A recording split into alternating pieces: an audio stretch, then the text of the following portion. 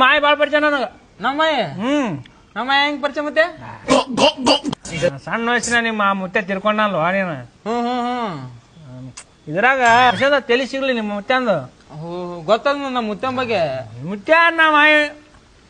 ನಿಮ್ಮ ಮುತ್ತೆ ಸೊತೆಯಿಂದ ಬಾಳ್ ಪರಿಚಯ ನನಗ ನಿಮ್ಮ ಮಾಯ ಹೌದಾ